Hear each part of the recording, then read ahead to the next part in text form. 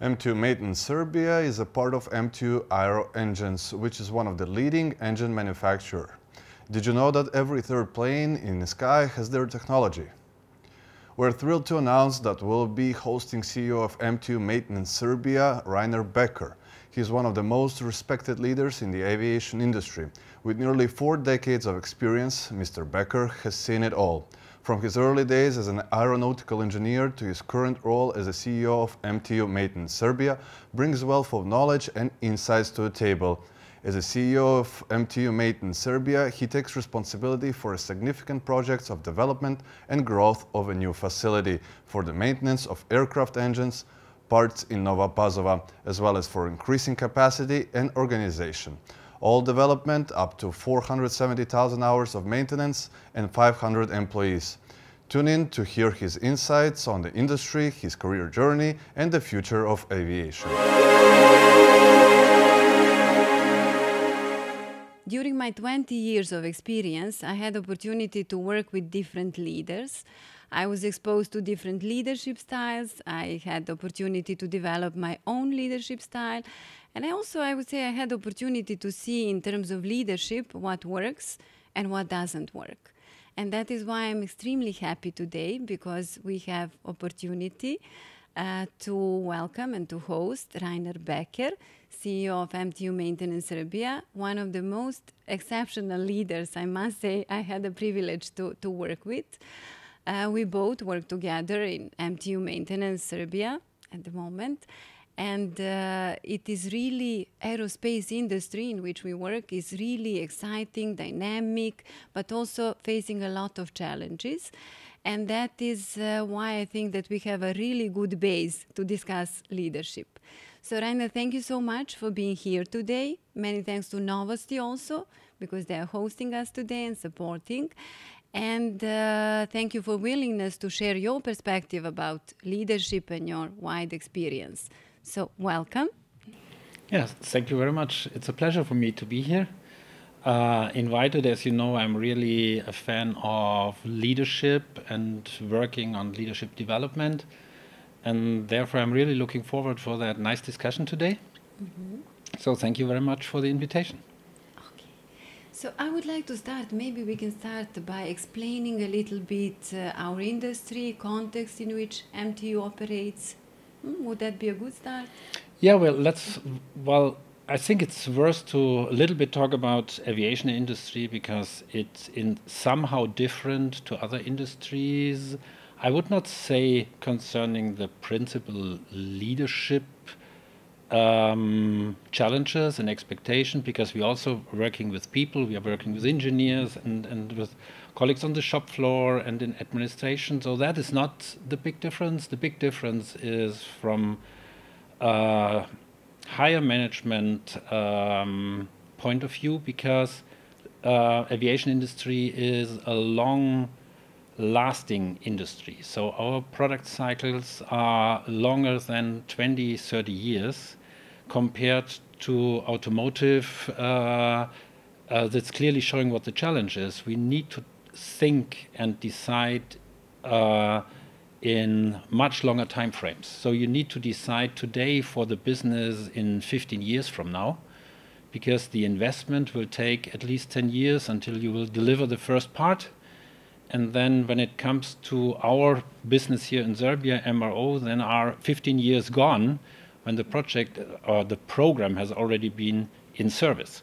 So it means that you have to prepare the company for this growth, which will happen in 10 or 15 years from now, based on the products you currently are selling.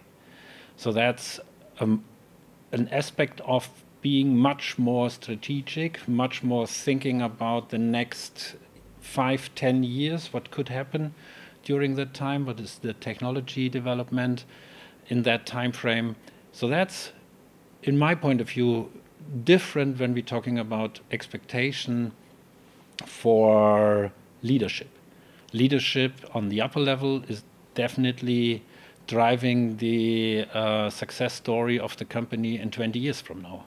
So our decisions today will serve the projects in 20 years. So that's different, and I think that's a different aspect of aviation business, and that's true for definitely everything around the industry supporting aviation.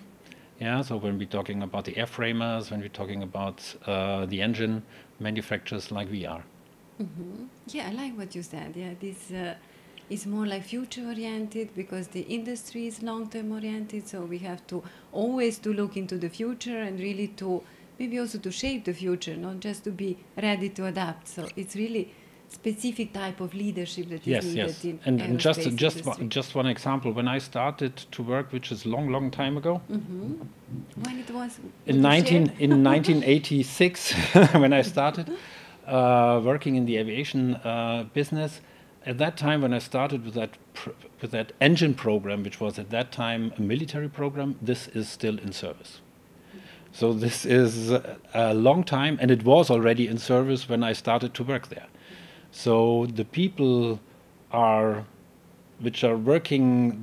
working in that industry and working on that product, they start with the product, and the product will still be in the shop when they all already go for retirement. So that's different. And this is also different aspect of having people on board and binding them to the company so that you don't lose that experience and know-how over the time. Yeah. So it also requires a different approach to people because the industry is like that. So to ensure that the knowledge will be kept within the company, and now with these demographic changes, like a lot of people will go to retirement, so we need to find the way to capture all that knowledge, to pass it to a new generation. So I would say it's really challenging. That's the challenge. That's the You're challenge, right. yeah. Okay, and Rajner, you start working in Serbia somehow in 2019? The project started, so we started working together. Yeah. 5 years ago. And I would like maybe to share with me and the rest of the audience, what kind of difference did you perceive in terms of business environment and maybe also leadership in Serbia compared to Germany? I think it's not so easy to answer that question because I have just that picture of the people I met in that industry. As we already said, it's a very specific situation in that industry. But nevertheless, what I experienced during the last years was that we see here that that leadership is in Serbia is much more defined by hierarchy, as it is currently, for example, in company MTU in Munich and in Hanover. But why is that the case? When I'm just thinking back the last 20 years, how the development of leadership was in Munich, then in 10, 15 years ago, we had the same situation. It was a very hierarchy-oriented leadership style and leadership system, and it was more to manage people, and it was not to lead people. And when I started here, I had the feeling that it's somehow the same development what we now see here. So the people are more, when they are coming in a, let's say, future-oriented company, then the first thing what they see is, okay, there is something different with hierarchy. Yeah, I'm suddenly involved in decision-making processes, which I'm not used to. And this hierarchy system is not working anymore for them. So what I would say is that Serbia is on that development path, changing the leadership style over the time. And this is currently happening. But when I started here, I had the impression, okay, it's pretty hierarchy-oriented, and there's a long way to go to change that. But now do you see any progress, let's say, at least In our environment? So in our environments, definitely. Well, when I remember the first impressions I had when we started in 2019, then it was more the situation that the people ask for the next decision in order to proceed. Yeah. For instruction. And instruction and clear guidance, and this is the way how you need to move and do the next steps. And now we are definitely in the situation that the people are having their own ideas, their own vision of how the company could develop, and they all together working with us on that, and the teamwork is significantly changed when I'm comparing that to the last 5 years. And now we touched a little bit this development of people, developing their capabilities to make their own decision, to solve their own problems. So this is how I understood. From the beginning it was not so developed when you started, but then with some effort and coaching and development, we are now more into phase that people are really taking responsibility and solving problems. So it is about development. I think it's about more things than just development. It's about creating the suitable environment. So in order that people are in the position to decide to plan their own future in the company, there must be an environment available where you are allowed to do that. So if I'm not allowed to think about my development of the department because I'm getting all my instructions top down, then I will not develop this kind of behavior, this kind of initiative. Yeah. So I think it's what we now managed the last few years is we created an environment of trust, so that the people have the opportunity to develop themselves, that they have the opportunity to make mistakes, and they have enough time for certain decision-making processes where we can be patient and wait until they come to a solution. So I think it's very much driven by building up the environment in which the people can grow. But is it the most important job of a leader?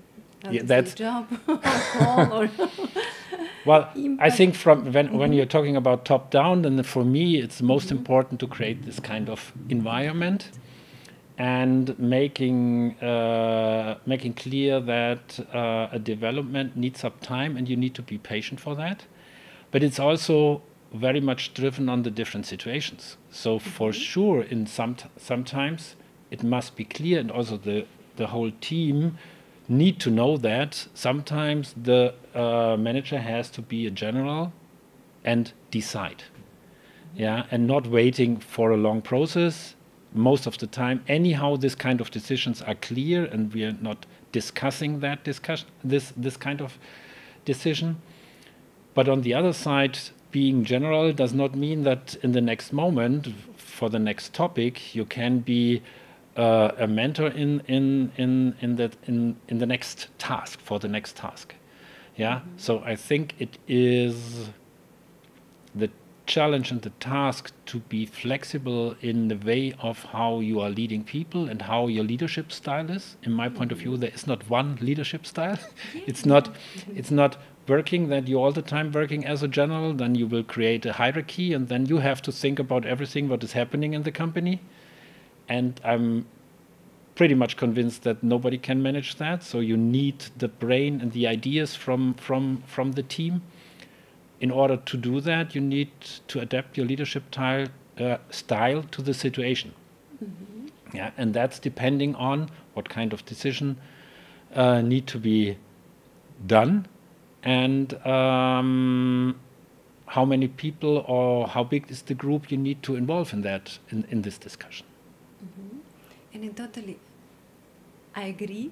So situational style is really important. This adaptability to find the right style and maybe approach in different situations. But then when we go back to some basic principles, like you mentioned, giving people trust, giving them opportunity to make their own decision, to solve their own problems, then we can say maybe that principles are the same, and then everything else is about adaptability and finding the right approach to different situations. But trusting the people, that is maybe something that is, how I understood from your story, the most important. I think I'm very much like the leadership values of MTU. And for sure there is trust, one of the main leadership attributes, but for me it's clearly empowerment, what we are talking about. So it is, though trust comes with empowerment.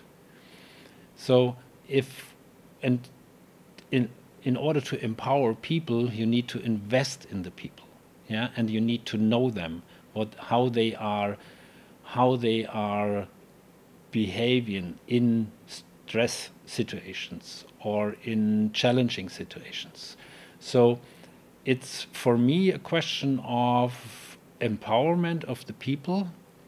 The trust comes then with this kind of working with people, yeah. And anyhow, when we're talking about trust, I'm always starting with trust when I'm starting to work with people. So I trust in what they are. I'm trusting in their power, in their know-how, in their attitude, and then we need to start working on it. Yeah, and then it's you're creating step by step a higher trust level, and in my point of view, you need to make sure that then the people can also make mistakes. Yeah, so many times I'm realizing, okay, if somebody is failing, yeah, then they immediately losing the trust from their superior. Yeah, but that's normal that we make mistakes. Yeah, and I can clearly guide as a leader, is that mistake which can happen something which is crucial, which is jeopardizing the company, or is it something where we can deal with? If it's not working, then I can cover that, or we can cover that together. So I think it's a question of how you create this empowerment and how you create this trust level. And mistake at the end, it is also a learning opportunity. That's without mistakes, you're not learning. Without experimenting and making mistakes, we cannot learn anything.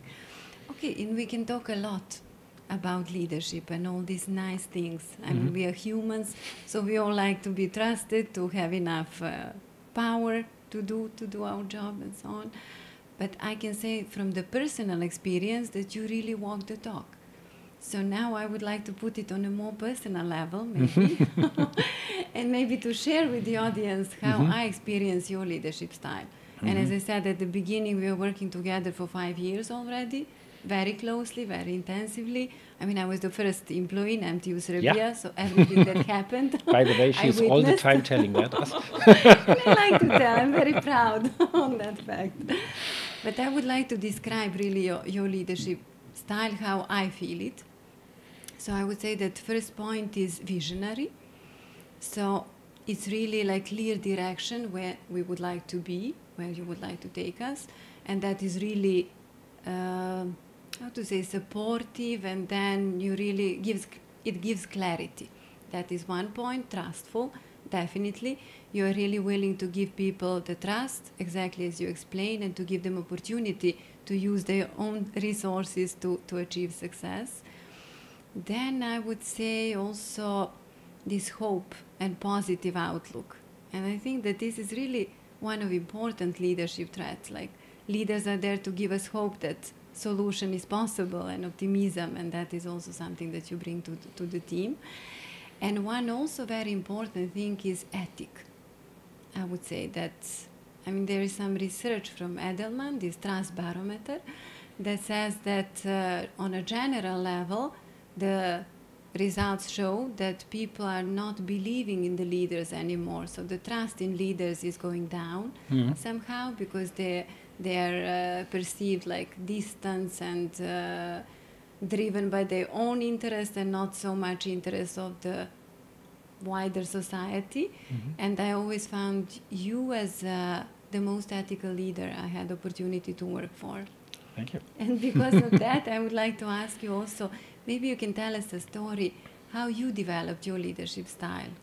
Maybe what were the key points or maybe the key experiences that shape you to be the leader you are today. Well, in preparation of this talk today, I was thinking about, is there really a key moment? And I would say no, not really. There is one which I will tell a little bit later about that, but there is no key moment. It's a question. So I was lucky that I had a lot of really good leaders, yeah, and some of them you met, and even they had huge responsibility and had to care for a lot of people, and we're talking about more than 1,000 people where they were responsible for. They were always calm, they were always clear in their messages, and that was something what I felt as very, very positive. So I would like to give that back to now my colleagues and team members, that they should know that I'm caring of them, that it's not just a number in the roster. It's a person. It's a person with individual challenges, with opportunities, with feelings. And I'm very much now caring about that since years, that I do understand how the people are thinking and how they are living and what is them driving. Yeah, and this is very personal. So there is this let's say this chain which I try to create between myself and my colleagues. And for me, when I'm talking about events or key moments, then I had two moments where I'm all the time thinking about now when we plan for this meeting today. The one was in the very early stages of my leadership career. My former boss said to me, Rajner, you are extremely fast in deciding what kind of people or person is in front of you. And you're putting this person into a box. And this is the box of a high performer or a low performer or a clown or whatever, yeah? And take care that you put them out of the box again. That's just your first impression. And this is something that happened 35 years ago. So that's, yeah. And I have that still in my mind when he told me, you are too fast with that. Yeah, so make sure that you are really looking at the people and don't judge based on the first impression you have. That's helpful in sometimes when you are in a meeting, first time meeting the people, you need to somehow select the people which are driving this meeting, yeah, and this is helpful for being efficient, but it's not helpful if you try to lead people, because then you need to really think about what the people are and then put them out of the box again. And all the time I have this in my mind, in my daily life. No, now put him out again, or her, and then think about, is that the right box, or is it just what you just heard from that person, or maybe did not really experience by yourself, but just somebody told you that this is the type of men or women. So this is one thing which I'm all the time thinking about. And then there was, and that's more the ethic part, is a good colleague of mine. He was somehow telling me, okay, Rajner, for him and for me, it's very important that I'm every time can look in the mirror and I like that person. And if I don't like that person, then something is wrong. So these are, but it's not the key, let's say, events which are driving my leadership style, but it's key messages which I never forget. Yeah, so how I'm behaving, not how my leadership style is, but how is my behavior. Yeah, but the second example that you shared, is it more like being, how to say, being authentic, being true to yourself? Yeah. In so making decisions. Is that really is that really me? Is it Yeah. really me? Or Yeah. do I have to do something now because somebody is telling me that? Or do I have to do that because I think that is helping the company to make more profit, or or to gain some advantage out of a situation? Yeah. So many times when you are negotiating, you can all the time try to, let's say, overcome the people in front of you. So it's important for me. Yeah, it's maybe different for others. For me, it's important that I'm still myself, and that I can still tell that to my children, it's still that and not nobody else. Yeah. And to look in the mirror and to like what you see. Maybe it's getting older and older, but But from inside. Yeah. Mm-hmm. Okay, and what inspires you now? What drives you now to continue with that kind of leadership style? It's very easy. It's very easy. It is the opportunity to develop a business for now here in Serbia, but more to develop the people to drive that business.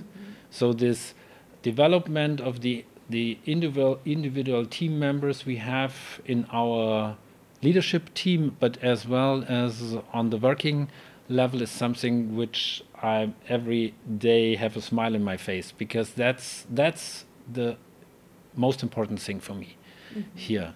Yeah, trying to establish an environment which is working even when I'm leaving the company in a year or 2 years from now.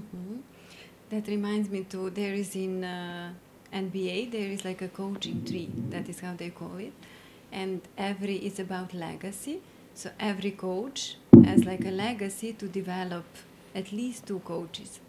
So this is something that how you explained it, it reminds me to that, creating a legacy, like developing people, but also ensuring that business will be productive and stable in the future. Yeah, so it's nice motive. Yeah, but this is some kind of motivation which is does not need any additional push, because it's something which is you get every day nice and positive feedbacks if you're working with people and developing people and working with the people, making them successful in their job, and it's making automatically me successful in my job if they are working good and perfect. So it's a win-win situation for all of us, and it's reducing the amount of work I have to do. But there is this initial investment. So yes, you really need to invest in people to develop them to the level that you can then just go for vacation. Yeah. Okay. Yeah, in former times, well, in my previous job, and I must say that it not worked in this job for now, is my goal was always I need to be ready with my daily work at noontime. So the morning until noontime is the work for everyday's task. In the afternoon, I have to have time for more development of people, strategic topics, enough time to think.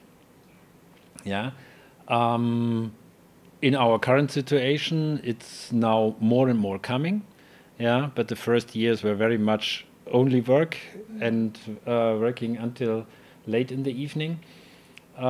It's changing now with what you said, with the investment in people. The people are self-managed. They can manage their own job. They are responsible. They are reliable. And they are open if something is not working as it should be. Yeah, and therefore it's now, the investment payout comes now. So more time to think. Yeah. Okay. And Rajner, we are also, you know that we are organizing the Spark conference and Spark initiative. And the idea behind is to really develop a platform, a place where we can get together different stakeholders, like people from business, experienced leaders, CEOs, people from HR directors, but also some leaders from academia, from sport environment. What is the goal is to have all these different perspectives at one place, and out of this to develop a guideline for leadership for the future. So to think about, it's ambitious goal. I just thought about the guideline. What kind of leadership do we need in our business environment in Serbia, and how we can maybe, I don't know, enhance that process and really try to use all this collective wisdom to create some clear guidance. And you supported me from the very beginning. Thank you so much for that. You will be there on SPA conference on 9th of October in Hotel Hilton. It will be a pleasure. You will take part in 2 formats. So one is Spark Talk. You will be a panelist in Fireside Chat, and you will also participate in Spark Lab part, where you will be a mentor, and you will guide the team in developing and replying to some kind of leadership challenges. So as I said, thank you so much for that. We are really looking forward to have you. But now I would like to ask you, why did you decide to support Spark and me personally? Okay. So there are 2 different reasons. The one reason is that I really like you, and I want to to help you. And I really want to support you and help you, and all the time I experience that you are spending a lot of effort and energy in working on that topic to make leadership more public in Serbia, and really putting the finger on that point. It's an important thing. With the difference event you already triggered in the last years, and I remember some nice discussions when we had HR events and shared our experience. So it's that personal part where I say, hey, you are the first employee of my team, and therefore we are working now for a long time together, and it's a pleasure for me to support. Yeah, so that's the one thing. But the other thing is, and you know that I'm investing a lot of energy since 2019 in education and education system, and it's here in Serbia. So together with M2 as a backbone, we are really doing a lot in order to develop the education system in the aviation business, and in this, let's say, industry also around our area, working together with vocational schools. But there is no real platform to develop leaders, and there is no exchange of leadership experience until you are hiring an agency or a supplier which is coming to your company and then telling you something about leadership, and then it's very much focused on their experience. So I think that's a great idea, to create a platform where leaders can exchange how leadership development need to look like in Serbia. And as we just said, it is a journey for the leaders in Serbia. Yeah, a journey coming from a more hierarchy system to a modern leadership style, which our generations are asking for. You cannot lead the young people which are now coming to work with the style of 20 years or 30 years ago. They will not accept that. Yeah, and they will not be productive if you are telling them step by step what they have to do. They want to bring in their creativity, and I think it's worth to work then on leadership exchange and what kind of different leadership aspects are necessary in order to develop this country. And that's, as you know, I'm a fan of Serbia, and and I've got so many good things from Serbia, so I can give something back by just working in that environment for you in this on this event. But nevertheless, I'm not believing in one leadership guideline. It's much more complex. The first one, we will develop it. It's much more complex, and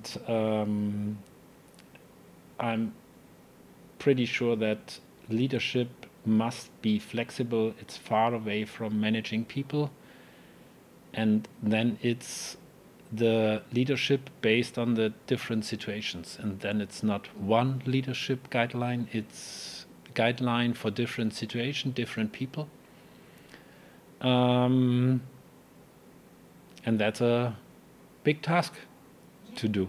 But it's a starting point. I totally agree with you. We cannot develop something that will work for next 5 to 10 years, but we can start from somewhere. Yeah. And I think that is a good point to start from there. Okay, thank you so much, Rajner. It was really a pleasure to talk with you. Thank you for all support and nice words. For spark and everything. I think it was really, I hope that it will be inspiring for people to get perspective of someone who is talking from the perspective of foreign investor in Serbia, and also with all your experience in leadership. So thank you so much. Thank you very much, Jacqueline.